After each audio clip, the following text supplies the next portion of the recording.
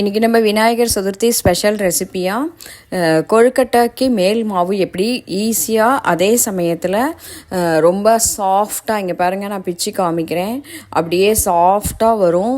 எவ்வளோ நேரம் ஆனாலுமே அந்த சாஃப்ட்னஸ் குறையாது உங்களுக்கு. வாங்க எப்படி பண்ணுறதுன்னு பார்க்கலாம். கடாயில் ஒரு 2 கப் அளவுக்கு தண்ணி ஊற்றிட்டு கொஞ்சமாக 1 பிஞ்ச் சால்ட்டு, ஒரு டேபிள் ஸ்பூன் அளவுக்கு நல்லெண்ணெய் இல்லைன்னா தேங்காய் எண்ணெய் ஊற்றிக்கலாம்.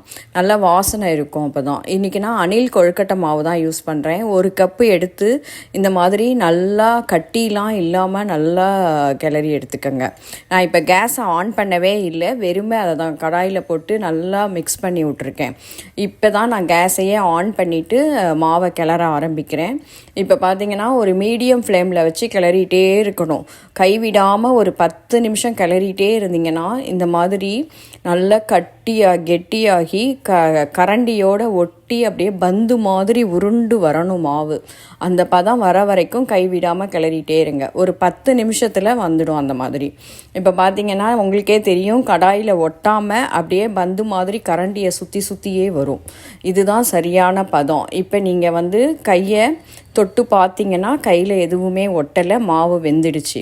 மாவு வெந்திருந்தால் தான் உங்களுக்கு கொழுக்கட்டை பண்ணும்போது விரிசல்லாம் எதுவும் இல்லாமல் நல்லா வரும். இப்போ இந்த மாவு ஆறினத்துக்கு அப்புறமா ஒரு தட்டில் வச்சுட்டு நல்லா பிசைஞ்சு எடுத்துக்கோங்க. இப்போ பார்த்தீங்கனாலே உங்களுக்கு தெரியும் அந்த மாவு எவ்வளோ சாஃப்டாக இருக்குது அப்படின்னு. இந்த மாதிரி நீங்கள் மாவுக்கு தண்ணி 1 கப்புக்கு 2 கப்பு ஊற்றி நல்லா மிக்ஸ் பண்ணிவிட்டு இந்த மாதிரி செய்யும்போது அதோட சாஃப்ட்னஸ் இன்னும் ஜாஸ்தியாகி ரொம்ப நேரத்துக்கு உங்களுக்கு அந்த கொழுக்கட்டை சாஃப்டாகவே இருக்கும். நீங்கள் எதுவும் விரிசலே வராது, நீங்கள் கிராக்ஸே வராமல் அந்த கொழுக்கட்டை மேல் மாவு இருக்கும். இன்றைக்கி நான் இந்த கொழுக்கட்டை மாவை வச்சு உங்களுக்கு இலை கொழுக்கட்டை தான் பண்ணி காமிக்க போகிறேன்.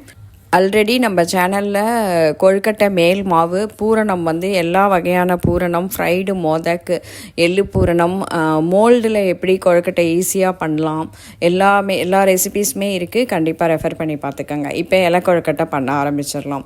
வாழை இலை எடுத்து இந்த மாதிரி சின்ன சின்ன பீஸாக கட் பண்ணிக்கோங்க. அதில் மேல் மாவு ஒட்டாமல் இருக்கிறதுக்காக கொஞ்சமாக நெய் தடவிக்கலாம்.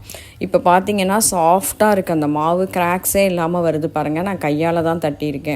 அவ்வளோதான். அப்படியே ரவுண்டாக தட்டிட்டு பூரணம் 1 டேபிள் ஸ்பூன் அளவுக்கு வச்சுக்கோங்க, இல்லைன்னா மாவோட டேஸ்ட்டு தான் நிறையா இருக்கும்.